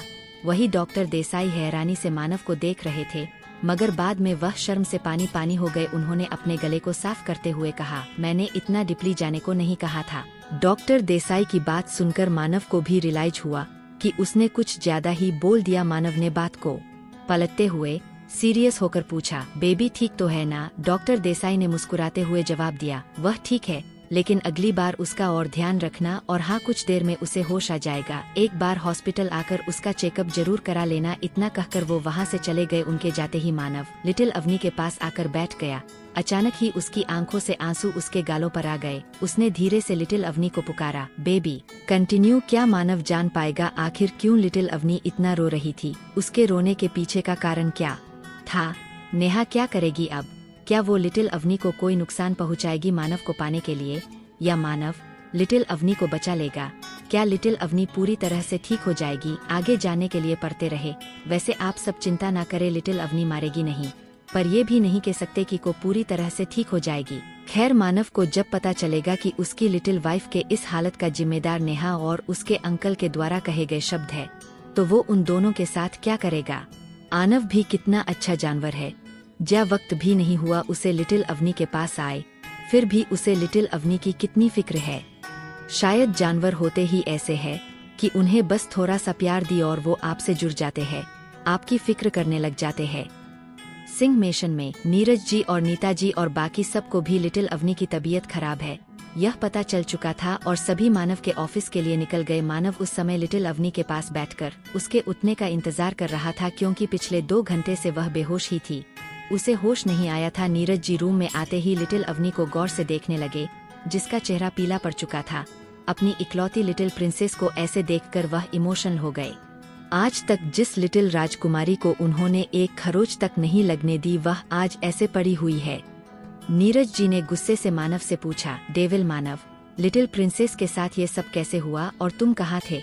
तुम्हारे रहते मेरी लिटिल प्रिंसेस की ऐसी हालत कैसे हो गई? बोलो। मानव खामोशी से अपना सर झुकाकर नीरज जी के सामने खड़ा हो गया। उसे समझ नहीं आ रहा था कि वह क्या जवाब दे, क्योंकि उसके पास बोलने के लिए शायद कुछ भी नहीं था। नीता जी ने नीरज जी को शांत कराते हुए उनके हाथ पर अपना हाथ रखकर कहा, नीरज जी, इसमें मानव की क्या गलती है? आरव ने कहा तो था, लिटिल अवनी की तबीयत अपने आप खराब हुई है। मेरी डॉक्टर देसाई से भी बात हुई है, लिटिल अवनी ठीक है, उसे जल्दी होश आ जाएगा, आप चिंता मत करिए। नीरज जी ने नीता जी के हाथ को अपने हाथों से हटाते हुए कहा, कैसे शांत हो जाओ? मेरी लिटिल प्रिंसेस सही सलामत नहीं है। चाहे जो हो जाए वह मुझे बिल्कुल ठीक चाहिए, और यह सब मानव की गलती है।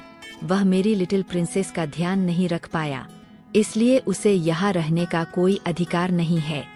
अभी ने अपने डैड को समझाते हुए कहा, डैडी आप क्या बोल रहे हो? आपको पता भी है जीजू लिटिल बेबी सिस्टर से कितना प्यार करते हैं। आप ऐसे ही जीजू को दोष नहीं दे सकते हो, उनकी कोई गलती नहीं है। वही मानव जो अभी तक अपना सर झुका कर खड़ा था, नीरज जी की बात सुनकर अपना सर ऊपर करके देखते हुए बोला, सॉरी डैडी, यह मेरी गलती है। मैंने आपसे प्रॉमिस किया था कि मैं बेबी का ध्यान रखूंगा, पर नहीं रख पाया। नीता जी ने परेशान होकर मानव से कहा, मानव तुम अपने डैड की बातों का बुरा मत मानो। तुम्हें पता है ना, जब बात लिटिल अवनी की हो तो नीरज जी कुछ भी बर्दाश्त नहीं करते। बचपन में भी जब लिटिल अवनी को एक खरोच भी लग जाती थी तो वो पूरा घर सर पे उठा लेते थे और मुझे कितना डांटते थे कि मैं लिटिल अवनी का ध्यान नहीं रख पाती हूँ। मानव ने नीता जी की बात सुनकर अपना सर हाँ में हिला दिया, लेकिन उसने बोला कुछ नहीं, क्योंकि उसे पता था नीरज जी लिटिल अवनी को लेकर बहुत अच्छा प्रोटेक्टिव है। नीरज जी लिटिल अवनी के पास जाकर उसके बालों में हाथ फेरते हुए बोले, लिटिल प्रिंसेस देखो, डैडी आपके पास है। लिटिल अवनी को कोई रिएक्ट ना करता देख वो निराश हो गए। तभी उन्होंने देखा लिटिल अवनी की उंगलियां हिल रही है। यह देख वो खुश हो गए। उन्होंने खुश होकर कहा, लिटिल प्रिंसेस तुम्हें होश आ गया। लिटिल अवनी को होश आ गया। यह सुनकर सभी लिटिल अवनी को देखने लगे हैं, जो धीरे धीरे अपनी आंखें खोल रही थी। उसने अपनी आंखें खोलकर सबसे पहला चेहरा मानव का देखा। मानव ने लिटिल अवनी का हाथ पकड़कर उसे पुकारा, बेबी प्लीज उठाओ। लिटिल अवनी मानव को देखकर खुश हो गई। उसने धीरे से कहा, हब्बी। वो इतना कहकर मानव के ऊपर कूद गई। यह सब इतनी जल्दी हुआ कि किसी को कुछ समझ में नहीं आया कि हुआ क्या है। लिटिल अवनी ने मानव के गोद में चढ़कर कहा। हब्बी मानव ने भी प्यार से उसके बालों को सहलाते हुए जवाब दिया, यस बेबी। लिटिल अवनी ने पहले पूरे बेड देखा, फिर अपने दोनों हाथों को देखने लगी। ऐसा लग रहा था जैसे वह कुछ ढूंढ रही हो। यह देख मानव ने परेशान होकर उससे पूछा, बेबी क्या हुआ है आपको? आप कुछ ढूंढ रहे हो, बोलो। लिटिल अवनी ने इधर उधर देखकर रोनी सूरत बनाकर कहा, हब्बी वो लिटिल अवनी के चमकीले स्टोन कहाँ है? वो चाहिए। वही मानव जो परेशान था। लिटिल अवनी की बात सुनकर उसके चेहरे पर स्माइल आ गई। उसने अपनी जेब से स्टोन निकालकर लिटिल अवनी को देते हुए कहा, क्या यह है? लिटिल अवनी ने खुश होकर उस स्टोन को अपने हाथों में लेकर अपने सर को हाँ में हिला दिया। मानव को पहले से ही पता था लिटिल अवनी जब होश में आएगी तो पक्का इन स्टोन के बारे में पूछेगी, इसलिए उसने उस स्टोर को अपनी जेब में रख लिया था। नीरज जी ने लिटिल अवनी को देखकर उससे पूछा, लिटिल प्रिंसेस अब आपकी तबीयत कैसी है? अपने डैडी की आवाज सुनकर लिटिल अवनी चौंक गई। फिर अगले ही पल खुश होकर नीरज को देखते हुए बोली, डैडी आप यहाँ कैसे? और लिटिल अवनी को क्या हुआ? वो तो बिल्कुल ठीक है। इतना कहकर वह मानव के गले में पहने लॉकेट को इधर उधर करके देखने लगी, जैसे आज उसका पोस्टमार्टम ही कर देगी। नीरज जी ने मानव को देखते हुए रूखेपन से कहा, डेविल मानव, लिटिल प्रिंसेस को घर ले चलो। इतना कहकर वो नीता जी के साथ वहां से चले गए। नीरज जी अभी भी मानव से नाराज थे कि उसने लिटिल अवनी का ध्यान ठीक से नहीं रखा। मानव ने अपनी शरारती वाइफ को देखते हुए कहा, बेबी आप बेहोश क्यों हो गए थे? क्या आपके साथ कुछ गलत था? लिटिल अवनी ने जवाब दिया, हब्बी लिटिल अवनी ठीक है। और लिटिल अवनी कब बेहोश हुई उसे पता क्यों नहीं चला? लिटिल अवनी की बात सुनकर मानव ने परेशान होकर उससे पूछा, बेबी आप मीटिंग रूम में आए थे और टेबल के नीचे बैठकर आपके क्यों रो रहे थे? लिटिल अवनी ने अपना मुंह फुलाकर मानव को देखते हुए कहा, हब्बी लिटिल अवनी को भूख लगी है। लिटिल अवनी मानव को कुछ भी नहीं बताना चाहती थी, इसलिए उसने बात को पलट दिया। मानव ने आरव को ऑर्डर देते हुए कहा, जाकर कुछ लेकर आओ। आरव जाने ही वाला था कि लिटिल अवनी ने उसे तुरंत रोक लिया। आरव भाई आप रुको। इतना कहकर वह मानव को देखकर बोली, हब्बी पहले घर चले। इतना कहकर उसने मानव को कसकर पकड़ लिया। मानव ने अपनी लिटिल वाइफ को देखकर लाचारी से अपना सर न में हिला दिया और लिटिल अवनी को गोद में लेकर कैबिन से बाहर निकल गया। बाहर निकलने से पहले मानव ने खुद के चेहरे पर और लिटिल अवनी के चेहरे पर मास्क लगा दिया था ताकि कोई उनका चेहरा ना देख पाए। उनके पीछे पीछे आरव, वीर, राज और अभी भी आ रहे थे।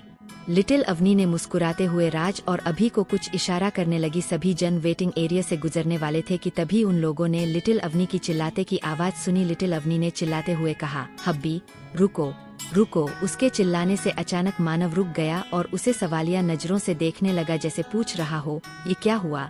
लिटिल अवनी ने कुछ ही दूरी पर खड़ी एक लड़की की तरफ इशारा करके कहा, हब्बी वो जो दीदी दिखा रही है वो दीदी कुछ खा रही है। लिटिल अवनी को वो चाहिए। मानव हैरान हो गया। उसने मना करते हुए कहा, नहीं बिल्कुल नहीं, मैं दूसरा खरीद दूंगा क्योंकि वह उनका है। मानव के मना करने के बाद लिटिल अवनी ने मासूम सा चेहरा बनाकर कहा, हब्बी प्लीज। इतना कहकर वह अपनी आंखें टिमटिमाते लगी। बेचारा मानव लिटिल अवनी की टिमाती आंखों को देखकर वो पिघल गया। वह मुड़कर आरव से बोलने वाला था कि वह जाकर उस लड़की से कैंडी ले आए, लेकिन उससे पहले ही लिटिल अवनी बोली, हब्बी आप जाइए वरना लिटिल अवनी आपसे बात नहीं करेगी। इतना कहकर उसने अपना मुंह फुला लिया। मानव ने उसे समझाने की कोशिश की, लेकिन लिटिल अवनी नहीं मानी। मन मार के ही आखिर मानव मान गया। मानव के जाने के बाद लिटिल अवनी भोली सूरत बनाकर आरव से बोला, आरव भाई प्लीज लिटिल अवनी की हेल्प कर दो। आरव ने तुरंत परेशान होकर पूछा, कौन सी हेल्प लिटिल यंग मैडम? मुझे क्या करना है? वेटिंग एरिया की तरफ इशारा करके वो बड़े ही मासूमियत से बोली, आप उन टकलू अंकल को बिजी रखो ताकि लिटिल अवनी उन सपनखा आंटी को परेशान कर सके। आरव ने अपनी आंखें बरीबरी करते हुए तुरंत मना कर दिया, नहीं नहीं बिल्कुल नहीं। अगर बॉस को पता चल गया तो पता नहीं हमारा क्या होगा। राज और अभी ने तपाक से कहा, उन्हें कौन बताएगा? वीर ने अपनी आंखें छोटी करके कहा, तो तुम लोगों ने सारी प्लानिंग पहले से ही कर रखी है। वही बेचारा मानव आ तो गया था, लेकिन उसे समझ नहीं आ रहा था कि वह आखिर कैंडी मांगे कैसे। मानव ने हिचकिचाते हुए उस लड़की को पुकारा जो कैंडी खा रही थी। मिस किसी की आवाज सुनकर वो लड़की पीछे मुड़ी और अपने सामने मानव को देखकर डर गई। उसने हकलाते हुए कहा, बॉस सो सॉरी, मैं ऑफिस टाइम में कैंडी खा रही हूँ, पर मैं सच कह रही हूँ मैंने सारा काम खत्म कर लिया है। बॉस फ्री होने के बाद ही मैंने यह कैंडी खाई है। प्लीज मुझे जॉब से मत निकालना। उस लड़की को डर था कहीं मानव उसे जॉब से न निकाल दे। उस लड़की की बात सुनकर मानव को कुछ खास फर्क नहीं पड़ा। उसने उसकी बातों को इग्नोर किया और डायरेक्ट पॉइंट पर आते हुए अपनी सख्त आवाज से बोला, क्या तुम्हारे पास और कैंडी है? अगर है तो मुझे अभी दे दो, इसके बदले में मैं तुम्हें इस महीने डबल बोनस दूंगा। मानव की बात सुनकर वो लड़की चौंक गई। फिर जब उसे मानव की बात समझ में आई तो उसने खुशी खुशी अपनी कैंडी मान को देते हुए कहा, क्यों नहीं, आप ले लीजिए। कैंडी मिलते ही मानव तुरंत वहां से चला गया, क्योंकि आसपास मौजूद सभी लोग उसे अजीब नजरों से देखने लगे थे, जो मानव को बहुत ही ज्यादा अजीब लग रहा था। जब मानव लिटिल अवनी के पास पहुंचा तो लिटिल अवनी ने मानव से उदास होकर कहा, हब्बी, लिटिल अवनी को भूख लगी है, आप जाकर कुछ लाओ ना। मानव बाकी सबको उसका ध्यान रखने को बोलकर कैंटीन की तरफ चला गया। वही लिटिल अवनी ने वेटिंग एरिया में नेहा को परेशान करने का पूरा प्लान बना लिया था। उसने पूरा भूत वाला मेकअप कर लिया था। राज ने वहां की लाइट बंद कर दी और अभी अपने फोन से अजीब अजीब तरह की भूतों की आवाज निकालने लगा। वीर और आरव ने मिस्टर और उनके साथ आए लोगों को किसी काम के बहाने से बाहर बुला लिया। वही नेहा अकेले वेटिंग एरिया में बैठी थी। अचानक लाइट चले जाने से और अजीब अजीब आवाजें सुनकर वो बहुत डरने लगी। लिटिल अवनी धीरे धीरे जाकर नेहा के सामने खड़ी होकर उसे अजीब तरह से घूरने लगी। लिटिल अवनी ने इतना डरावना मेकअप किया था कि नेहा क्या खुद भी डर कर भाग जाए। नेहा डर के से सोफे से गिर गई। उसने डरते डरते कहा, तुम कौन हो? लिटिल अवनी ने डरावनी आवाज निकाल कर कहा, भूत। यह सुनकर तो नेहा की जान हलक में आ गई। तुम मुझसे दूर रहो प्लीज, मेरे पास मत आना, नेहा ने डरते हुए कहा और धीरे धीरे पीछे की ओर खिसकने लगी, क्योंकि उसे डर था कहीं वह भूत उसके पास ना आ जाए। लिटिल अवनी ने अपने हाथों में जो मोमबत्ती पकड़ी हुई थी अचानक वह बुझ गई। मोमबत्ती के बुझते ही पूरे रूम में अंधेरा हो गया, जिसके कारण बेचारी लिटिल अवनी भी डर से कांपने लगी, क्योंकि उसे भी डर लग रहा था। नेहा को यही मौका लगा यहाँ से भागने का, मगर जैसे ही वह वहाँ से भागने के लिए उठी, टेबल से टकराने के कारण वो फिर से दोबारा जमीन पर गिर गई।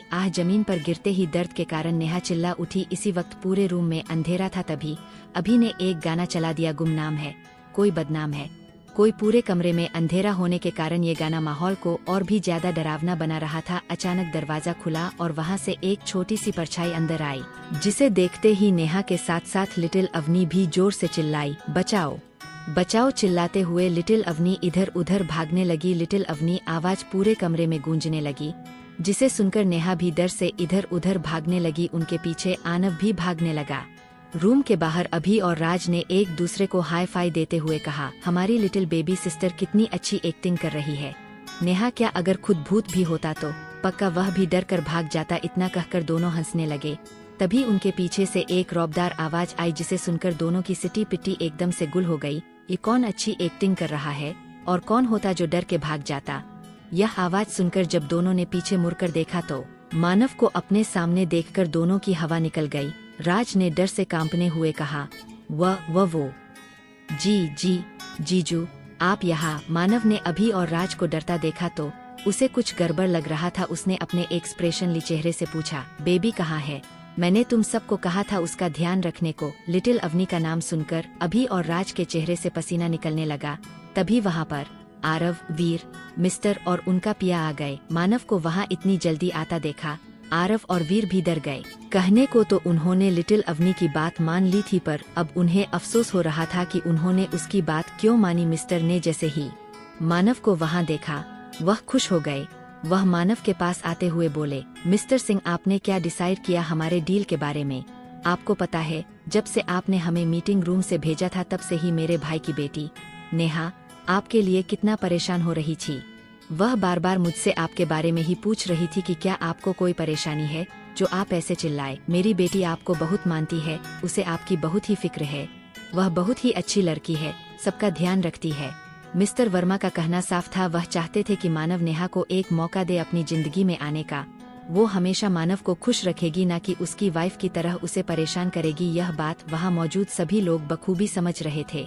वीर, आरव, अभी, राज और मानव मिस्टर वर्मा की बातों का छुपा हुआ मतलब समझकर गुस्से से उनकी तरफ देखने लगे। मानव की आंखें गुस्से से लाल हो गई। वह कभी भी मिस्टर वर्मा पर भड़क सकता था। यह बात जैसी ही वीर ने महसूस किया, उसने मिस्टर की तरफ देखते हुए सख्त आवाज में कहा, मिस्टर वर्मा, मुझे लगता है अब आपको यहाँ से जाना चाहिए। और रही बात आपकी उस कुपोषण की शिकार बेटी की, तो हमारे बॉस को उसमें कोई इंटरेस्ट नहीं है। वो इतनी दुबली पतली है कि क्या पता कब मर के भगवान के पास पहुँच जाए। मेकअप तो ऐसा भर भर के लगाती है कि खुद भूत भी कंफ्यूज हो जाए कि वो भूत है या आपकी बेटी, इसलिए बेहतर होगा आप उसे लेकर यहाँ से निकल जाए। नेहा के बारे में ऐसी बातें सुनकर मिस्टर वर्मा भड़क गए। उन्होंने मानव से शिकायत करते हुए कहा, मिस्टर सिंह, आपने कैसे लोगों को अपने साथ रखा है जिन्हें बोलने की तमीज नहीं तक है? आपको उन्हें तुरंत निकाल देना चाहिए। मिस्टर की यह बात सुनकर मानव गुस्से से बोला, मुझे क्या करना है क्या नहीं, ये आपको मुझे समझाने की जरूरत नहीं है मिस्टर शर्मा। इतना कहकर वो थोड़ा मुस्कुराते हुए आगे बोला, पहली बात, मेरी लिटिल वाइफ मुझे बहुत पसंद है क्योंकि वह सुंदर भी है और कुपोषण का शिकार भी नहीं है, और दूसरी बात, वो सबसे प्यारी है, और तीसरी बात, वो सबसे प्यारी है। इतना कहकर मानव ने आरव को देखते हुए कहा, अगर मिस्टर की बेटी के पास लड़कों की कमी हो तो उन्हें अवेलेबल करा दो ताकि भिखारियों की तरह किसी को भी देखकर अपनी लार न टपकते, और हाँ, इन्हें पूरी इज्जत के साथ यहाँ से बाहर निकालो। इतना कहकर वह लिटिल अवनी को ढूंढने चला गया। मानव का कहना है, साफ था कि मिस्टर की बेटी बदसूरत है, जिसे लड़कों की कमी है और किसी को भी देखकर उसके पीछे पड़ जाती है। उसमें कैरेक्टर नाम की कोई भी चीज नहीं है। मानव के जाने के बाद अभी और आज अपना मुंह छुपाकर हंसने लगे। मानव अभी 4 कदम चला ही था कि तभी उसे लिटिल अवनी की आवाज सुनाई दी, हब्बी हब्बी बचाओ। मानव ने देखा लिटिल अवनी की आवाज वेटिंग एरिया से आ रही थी। वह तुरंत वहां पहुंच गया। जैसे ही उसने दरवाजा खोला, अंदर अंधेरा ही अंधेरा था। मानव कुछ समझ पाता इससे पहले ही लिटिल अवनी आकर सीधा उसके ऊपर चढ़ गई और जोर से चिल्लाई, हब्बी हब्बी भूत बचाओ। उसने अभी भी भूतों वाला मेकअप किया हुआ था, जिसे देखकर मिस्टर वर्मा और उनके लोग भी डर गए। लिटिल अवनी को देखकर मानव भी हैरान हो गया। तभी नेहा भी बाहर निकली और रोते हुए बोली, अंकल प्लीज बचाओ वरना वो मुझे मार देगा। इतना कहने के बाद वो रोने लगी। नेहा के पूरे बाल बिखरे हुए थे, आंखों का काजल और लिपस्टिक पूरी तरीके से फैले हुए थे, कपड़े अस्त व्यस्त थे। उसकी ऐसी हालत देखकर अभी वीर राज हंसने लगे। तभी एक बार फिर से दरवाजा खुलने की आवाज आई। सभी ने दरवाजे की तरफ देखा तो आनव बड़े ही आराम से बाहर निकल रहा था। मानव में सभी को इग्नोर करके के लिटिल अवनी की तरफ देखा। उसका भूत वाला मेकअप देखकर मानव की आंख छोटी हो गई। उसने लिटिल अवनी से पूछा, बेबी ये क्या है? लिटिल अवनी ने खुशी खुशी कहा, हबन ये मेकअप है। मानव ने फिर से पूछा, आप यहाँ कैसे आए? लिटिल अवनी ने फिर तपाक से जवाब दिया, जेड हब्बी पैरों से चलकर। अपनी लिटिल वाइफ के ऐसे जवाब सुनकर मानव आगे कुछ नहीं बोला। वह लिटिल अवनी को लेकर सीधा ऑफिस के बाहर चला गया। मानव को जाता देख बाकी सब भी उसके पीछे चले गए। थोड़ी देर बाद वो सभी सिंह मेशन पहुँच गए। मानव वैसे ही लिटिल अवनी को अपनी गोद में लिए अंदर पहुँचा। अंदर नीरज जी और नीता जी हॉल में बैठकर उन्हीं का इंतजार कर रहे थे। लिटिल अवनी की नजर जैसे ही खाने पर पड़ी, वो मानव से उतरकर तुरंत भागते हुए डाइनिंग टेबल पर जाकर बैठ गई। उसका डरावना चेहरा देखकर तो नीरज जी और नीता जी भी डर गए। फिर नीरज जी ने खुद को संभालते हुए मानव को देखा जो उन्हें ही देख रहा था। वह मानव के पास जाकर उसे घूरते हुए बोले, मानव तुम्हें पता है न, तुमसे गलती हुई है, इसलिए तुम्हारी पनिशमेंट है कि तुम पूरी रात गार्डन में खड़े रहोगे। याद रखना तुम्हें अंदर आने की इजाजत बिल्कुल भी नहीं है। जब तक तुम्हारी पनिशमेंट पूरी ना हो जाए तब तक तुम लिटिल अवनी के पास नहीं जा सकते। नीरज जी की यह बात सुनकर सभी चौंक गए। मानव ने हल्की मुस्कान के साथ कहा, डैड मुझे मंजूर है, कंटिन्यू, आगे क्या होगा जानने के लिए बने रहे।